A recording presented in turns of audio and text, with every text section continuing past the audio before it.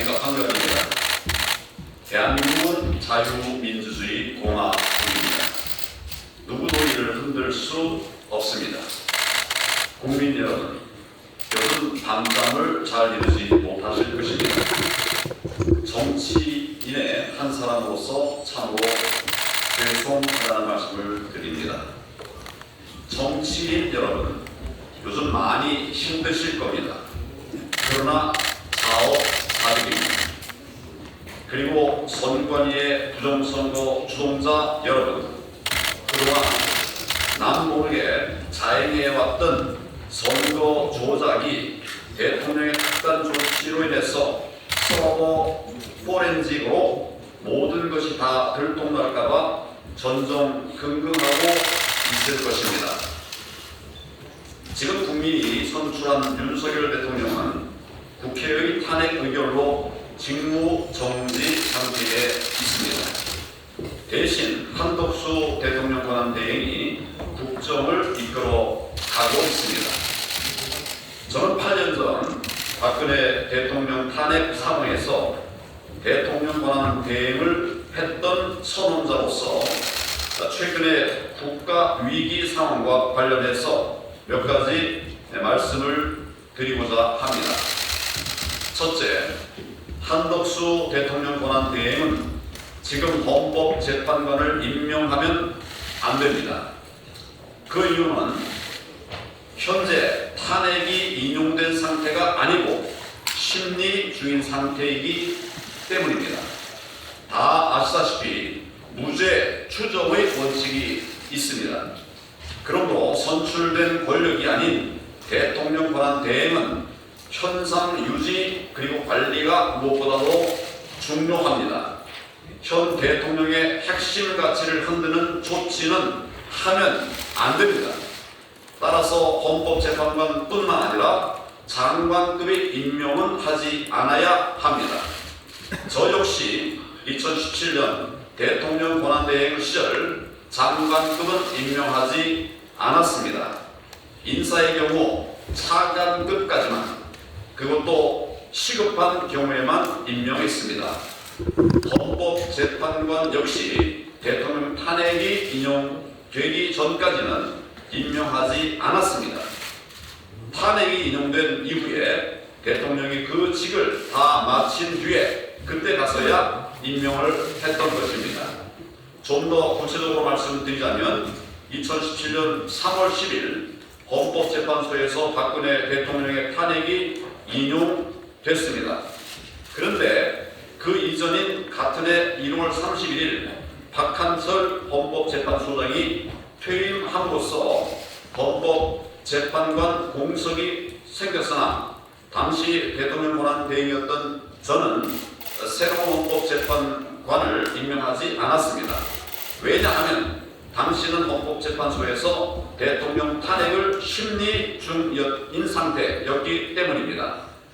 이후에 3월 10일 헌법재판소에서 박근혜 대통령의 탄핵이 인용됐습니다. 그리고 나서 3월 29일 이선의 헌법재판관을 제가 임명했던 것입니다.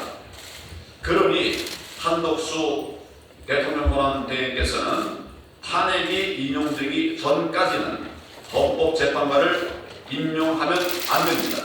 임명하지 마십시오. 다른 장관도 마찬가지입니다.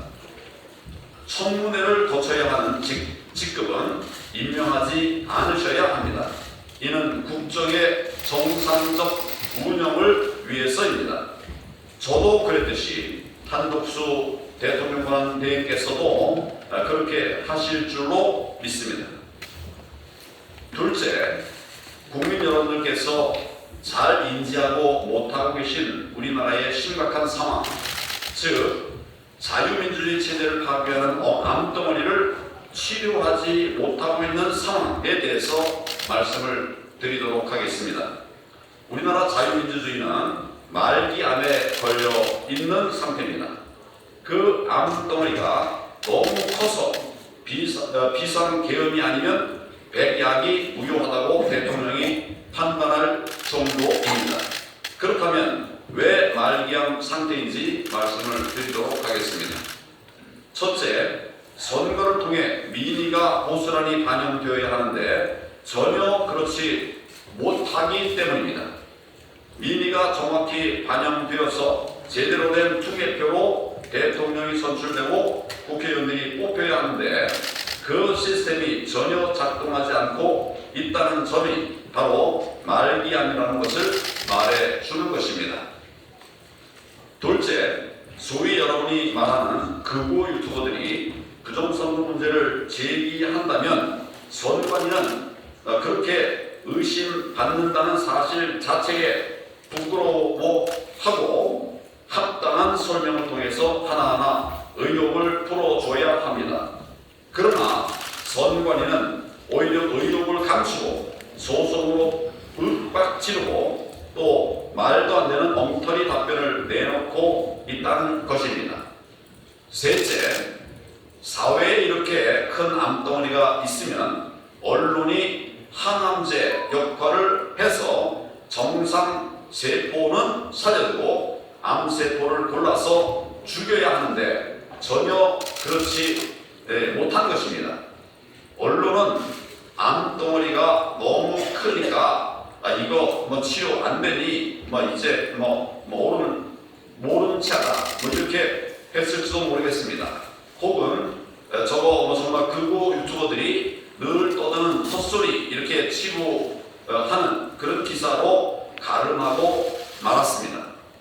언론이 시비를 제대로 가려줘야 하지 않겠습니까? 정상세포는 지켜주고 암세포는 골라서 공격을 해야 하지 않겠습니까? 핵심과 치부를 파고드는 제대로 된 취재를 통해서 또한 언론사 사설 등을 통해서 암세포를 죽여줘야 하는데 그 기능이 전혀 작동되지 않고 있습니다. 다시 말해 암덩어리가 있는데 치료를 하지 못하고 있는 상태라는 말씀입니다. 저는 당대표 시절에 했던 4.15 총선에서 부정선거 세력의 조작에 의해 선거에서 참패한 이래 지금까지 수년 동안 부정선거 규명과 방지에 목숨을 걸어왔습니다. 왜냐하면 자유민주주의를 파괴하는 이 암덩어리를 제거하지 않으면 대한민국의 미래는 없기 때문입니다. 이미도 치명적인 결과를 가져오고 있지 않습니까? 이는 좌파 우파를 따질 사람도 아닌 것입니다.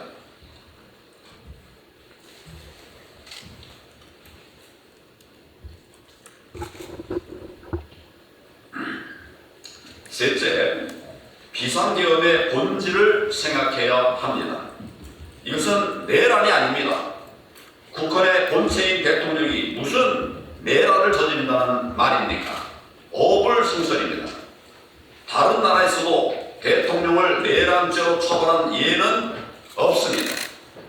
비상계엄 선포 뒤 가장 먼저 선관위원회에 계엄군이 투입됐습니다.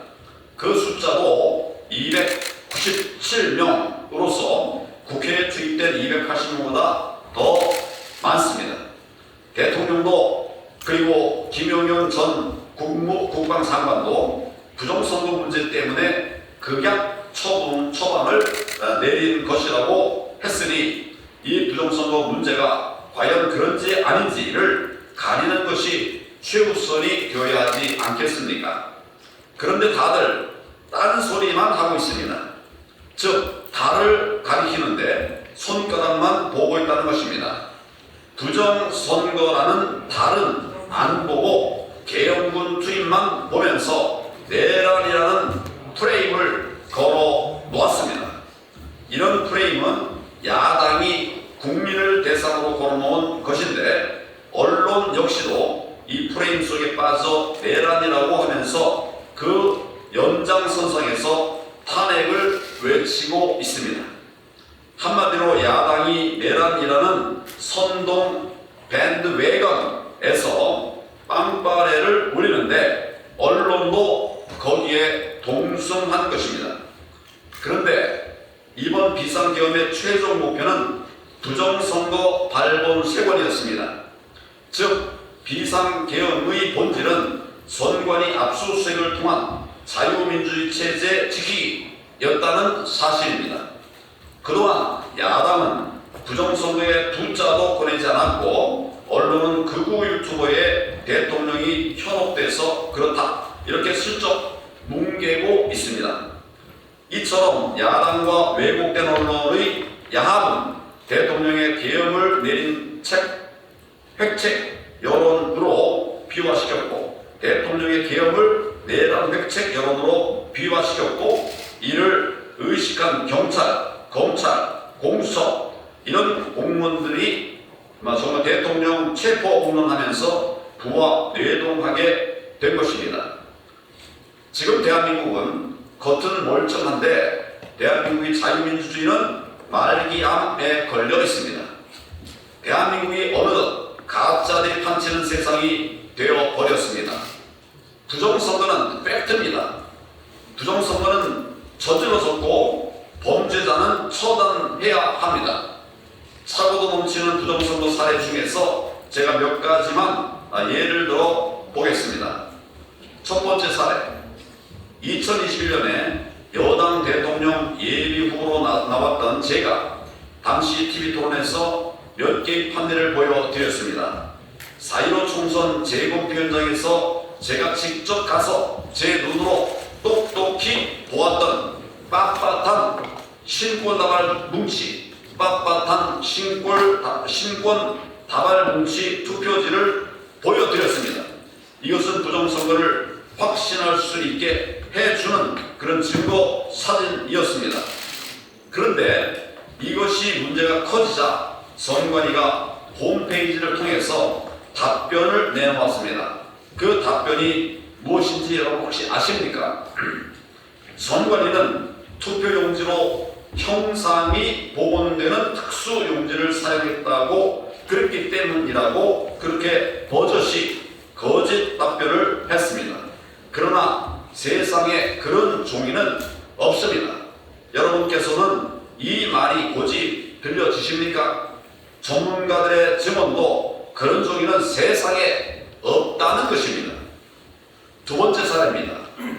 선관위 홈페이지에 들어가 보면 유효표와 무효표의 판정 기준이 나와 있습니다.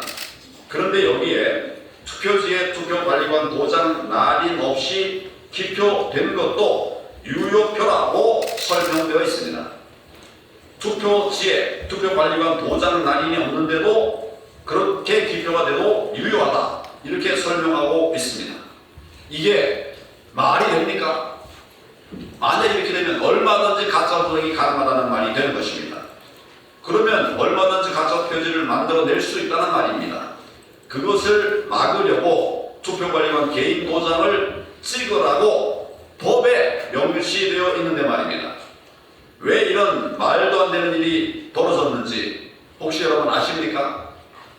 그 이유는 현 노태악 선관위원장이 4.15 총선 오산시 재검표 현장에서 내렸던 엉터리 판정 때문입니다. 당시 노태악 현 선관위원장은 어처구니 없게도 투표관리관 도장 날인이 없는 투표지 8장을 유효표로 판정했던 것입니다. 말도 안 되는 짓을 한 것이죠. 세 번째 사례입니다. 사전투표함은 헝겊으로 된 자루형인데 이고 단일 투표함은 플라스틱으로 돼 있는 것을 여러분들 아시리라 생각합니다. 왜 투표함이 이렇게 다른지 정말 이상하지 않습니까? 사전투표함은 헝겊 자루를 플라스틱 통에 올려놓은 채 투표를 하게 되는데 투표가 끝난 후에는 플라스틱 통에서 헝겊 자루를 빼서 가져갑니다. 그런데 헝겊 자루형 사전투표함은 보관 스티커도 잘 붙지 않을 뿐만 아니라 헝겊 자루와 투표함 뚜껑 사이로 손이 쑥쑥 들어갑니다. 바꿔 말하면 얼마든지 가짜 표지를 집어넣을 수 있다는 말입니다. 이런 사실을 아시는 분들은 아마 많지 않으실 것입니다.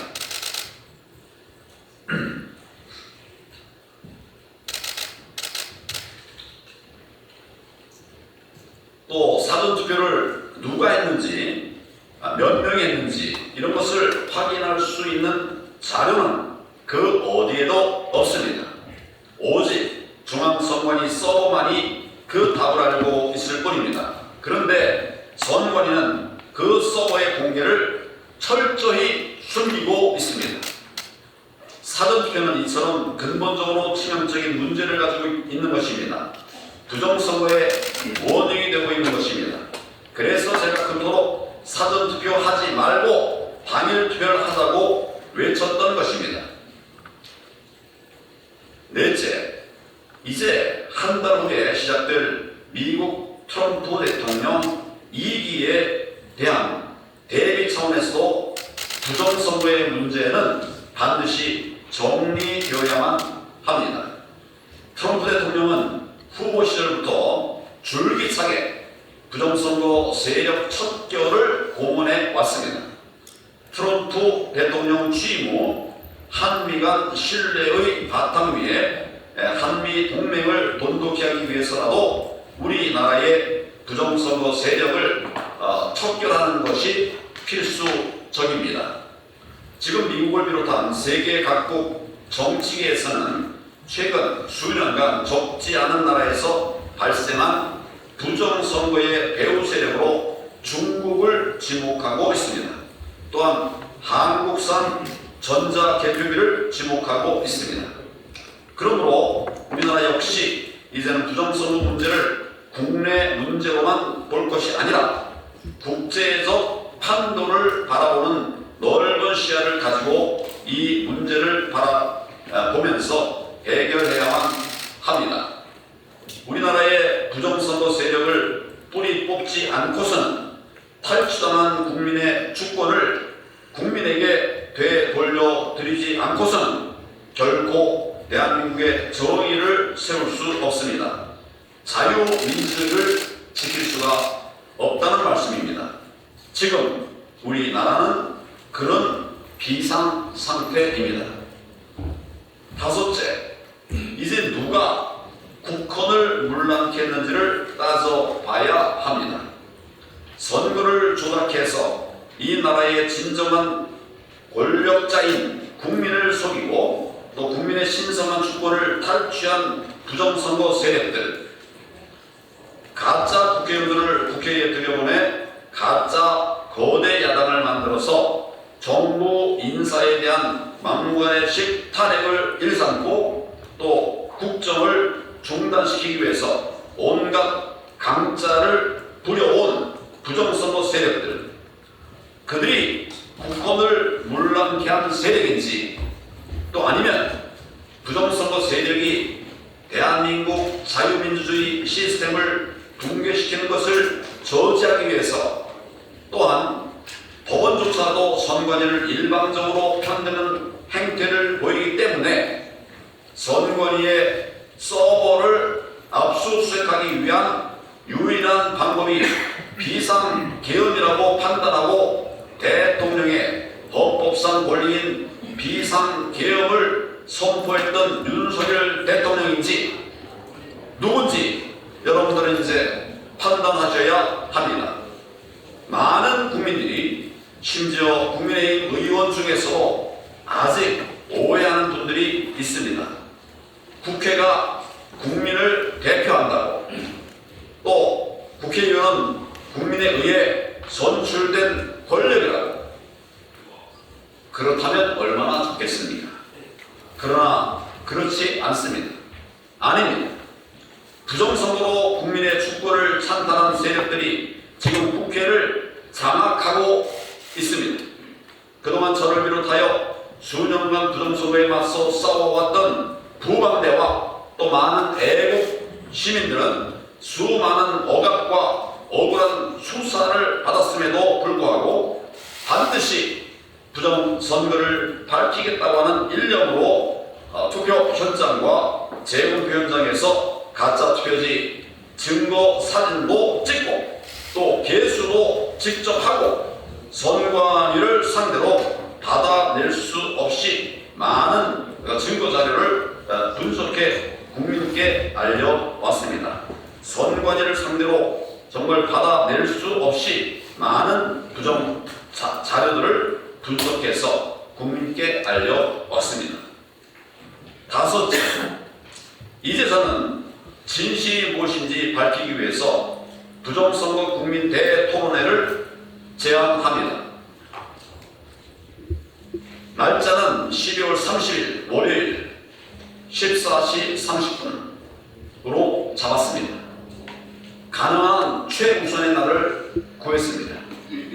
광화문 소재 프레스센터 20층 프레스클럽에서 갔습니다. 누구든지 오십시오.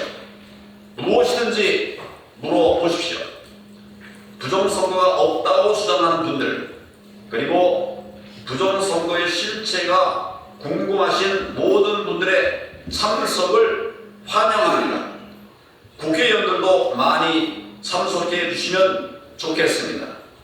부정선거가 없다고 주장하는 선관위 소속 공무원들 다 오십시오. 야당 국회의원들, 언론, 일반 시민들 모두 다 오십시오. 기자 여러분들도 다 오십시오.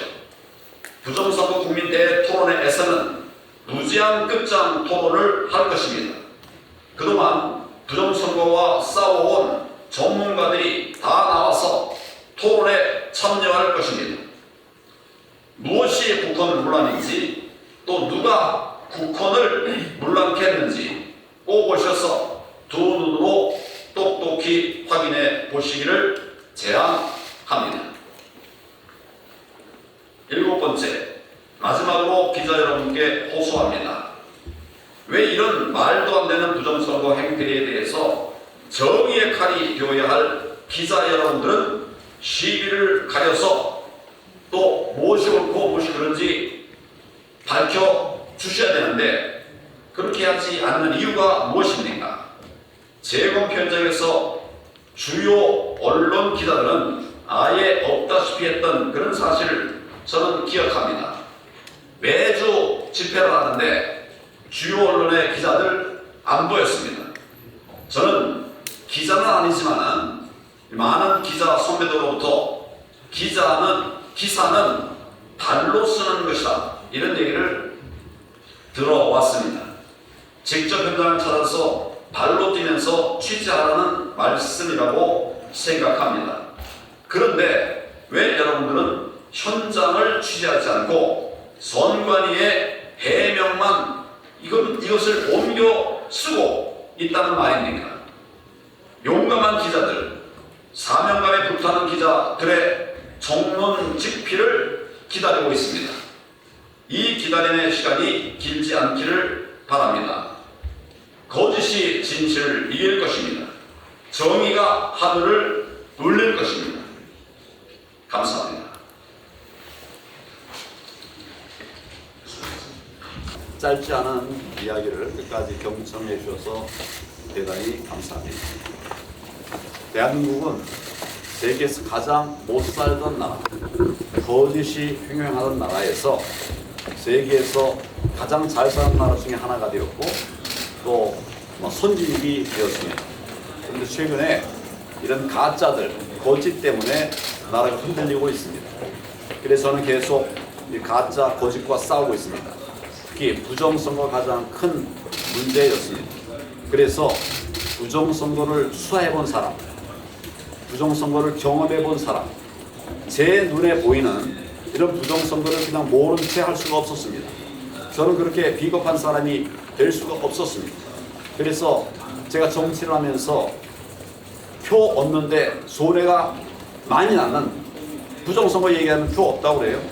그럼에도 불구하고 제가 계속 이야기를 했습니다.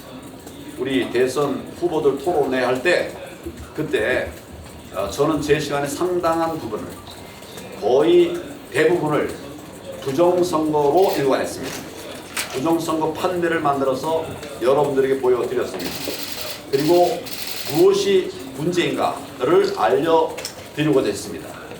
많은 노력을 해서 전혀 알지 못하던 이런 국민들이, 그리고 심지어 국회의원들도 이제 관심을 갖게 되었습니다. 그러나 아직까지 세상은 바뀌지 않았습니다. 그럼에도 불구하고 우리는 중단할 수 없기 때문에 계속 왔습니다. 지금은 처음에 제가 부정선거를 얘기할 때보다는 엄청나게 변화가 생겼습니다. 국정원이 선관위를 보안 점검을 했습니다. 선관위는 계속 딴청을 부리고 빼려고 했지만 도저히 안 되니까 응했습니다. 그래가지고 6가지의 항목에 합의까지 하게 되었습니다. 정말 힘든 과정을 왔는데 언론도 이제는 같이 하는 언론들이 생겨나고 있습니다. 언론도 메이저 언론들은 보도를 거의 안 하고 있지만 그러나 서열로 말하면 10위권의 이런 언론 중에서도 여러 언론이 저희가 집회할 때마다 나오는 그런 언론도 있습니다. 차츰차츰 확산돼 가고 있습니다. 지난번 당대표 선거 때는 우리 당대표 후보들 4명 중에 3명이 부정선거를 이야기했고 그중에 나경원 의원 같은 경우는 김민정 의원과 함께 선거법 개정 법안 발의에 참여했습니다. 엄청난 큰 변화입니다. 우리 당에서도 공명선거 제도 개선 특위를 만들어서 우리 부방대 또 정교모 교수들과 함께 문제가 뭔지를 논의하는 이런 자리를 갖기도 했습니다. 정말 처음에는 생각할 수 없었던 이런 큰 변화가 온 것입니다. 그리고 최근에는 대통령께서 부정선거를 이야기했어요. 그리고 이것을 지금 우리가 해결해 나갈 가장 큰 핵심 과제로 생각을 하고 있습니다. 여러분 다 보시지 않습니까?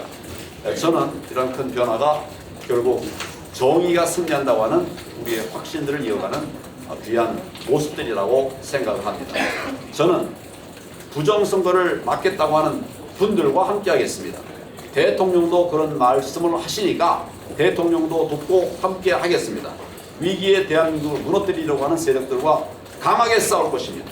저는 이런 의미에서 오늘 소통관에 와서 기자 여러분들을 뵙게 되었습니다. 혹시라도 궁금한 것이나 질문사항이 있으면 말씀을 하시죠. 대표님, 유비엔 정국입니다. 예. 현안 관련해서 하나 여쭙고 싶은데요. 오늘 한덕수 대통령 권한대행이 국회 법안에 거부권 행사했는데 거부권 행사가 좀 적절했다고 보시나요? 저는 지금 상황에서는 거부권 행사가 적절했다고 생각합니다. 할 수 있는 일을 했습니다. 지금 꼭 필요한 일을 했다고 봅니다. 정치를 통해서 국정을 흔드는 이런 부분들을 바로잡기 위한 노력이라고 저는 생각을 합니다. 앞으로도 이런 입장을 잘 견지해 주시기를 바라고 있습니다. 필드경제 선관위는 부정선거 의혹과 관련해서 지난 우수진영이 승리한 대선 선거를 스스로 부정하는 행위다 이런 입장을 낸 바가 있는데 그 점에 대해서 저들이 부정선거로 얼마 정도 이기겠다 이런 작전을 했던 것으로 보여집니다. 그러니까 그때 나와서 얘기했던 여러 사람들의 발언을 들어보면 우리가 인지할 수 있죠. 또 우리가 어린애의 아닌 바에는 인지할 수 있어요. 그들의 계산이 잘못됐습니다. 예상하지 못했던 부정선거 감시 세력들이 생겼습니다. 여기 여러분들 와 계시는데 부방대는 전에 없던 조직입니다. 그러나 나라가 무너지는 것을 안타까워하면서 정말 아무 돈 받는 것도 없이 무슨 혜택 받은 것도 없이 정의를 세우기 위해서 나온 이분들이 부정선거 부방되고 또 부정선거 감시 세력입니다. 이분들이 처절하게 막아냈기 때문에 0.73% 겨우 이겼습니다. 저자들은 워낙 여론이 그 당시 나빴기 때문에 살짝 이기려고 했는데 계산차로 했죠. 앞으로는 그렇게 안 하려고 할 것입니다. 할 수 있는 모든 부정선거를 다 총동원하려고 할 것입니다. 이것을 우리는 막아내야 된다는 생각을 갖고 있습니다. 안녕하세요. 저 SBS 조윤아입니다. 근데 그 이번 재판관 관련해서 좀 여쭤보려고 하는데요. 재판관 3명 같은 경우는 추천권이 국회에 있어가지고 사실상 형식적인 임명권이어서 권한대행이 이제 권한을 행사해야 한다라는 의견에 대해서는 좀 이전에 해보셨으니까 어떻게 생각하세요? 형식적으로 할 거를 왜 하겠습니까? 누가 추천할 수 있다 이건 있죠. 추천할 수 있다고 해서 그의 권리는 아닙니다. 이런 점 하나 하고, 둘째, 대통령 권한 대행은 한계가 있습니다. 말 그대로 권한 대행입니다. 대통령이 현존하는데, 대통령이 있는데 거기서 권한 대행이 대통령의 직권을 행사하는 것은 맞지 않다고 저는 생각합니다. 또 그렇게 저희도 많은 법학자들하고 상의를 해서 대통령이 현존하는 한은 탄핵 중이라 하더라도 아직 결론이 나지 않았기 때문에, 그래서 뭐 장관을 임명한다든지 총리를 임명한다든지 이런 것은 맞지 않는다. 이것이 그 당시 제가 법학자들하고 논의한 결론이었습니다. 저도 실제로 대통령 권한대행하면서 장관급 임명 안 했습니다. 선관위원도 장관급이죠. 그래서 안 했습니다. 이번에도 하지 않아야 됩니다. 민주당이 그동안 계속 선관위원들 임명을 방해하고 막아서다가 이제 자기들이 궁해지니까 해야 된다고 얘기를 하고 있어요. 법이라고 하는 것은 그렇게 아무렇게나 하는 것이 아닙니다. 여령 비여령 아닙니다. 그래서 저는 확고하게 말씀을 드린 것입니다. 조금 아까도 권한 대행이 장관급인 선관위원을 임명하는 것, 아니 뭡니까? 네, 헌법재판소 위원을 임명하는 것은 맞지 않는다. 이런 말씀을 드렸습니다. 대표님, 그 형식적인 임명권은 불가능하고 보다 적극적이라고 생각하는 거부권은 행사해도 된다. 라는 것에 대해서 좀 아전인수격 해석이라는 지적에 대해서 일관성을 가져야 돼요. 그렇다면 대통령 권한 대행 아닙니까? 권한 대행인데 대통령이 할 수밖에 없는 이런 것들 중에 대행이 할 수 있는 것들이 있어요. 나라가 어려우니까 해야 할 것은 해야 된다. 할 것은 해야 된다. 난 그렇게 생각을 합니다.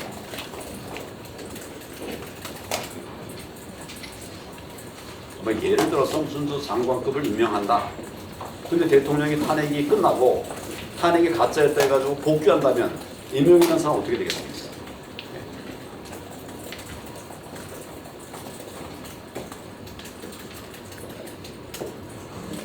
질문들 다 하셨습니까? 자, 그럼 이걸로 마치겠습니다. 수고들 많으셨습니다. 감사합니다.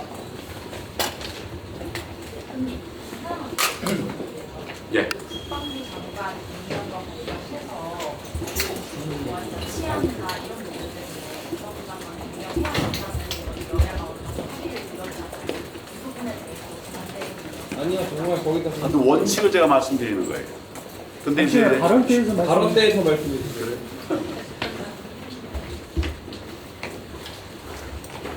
됐습니까? 나라가 어려울 때 권한 대행을 하더라도 해야 할 일을 해야 되죠. 대통령의 권한을 침탈하면서 할 수는 없죠. 그러나 그런 것이 아니면 해야 된다고 생각을 합니다. 지금 이제 국방부 장관 공석이어서는 안 되는 자리이죠. 여기를 이제 임명을 해야 된다는 얘기도 합니다만, 저는 하여튼 원칙대로 하는 게 좋겠다. 장관급은 대통령이 완전히 탄핵돼서 끝나기 전까지는 자제하는 게 좋겠다. 이런 생각을 합니다.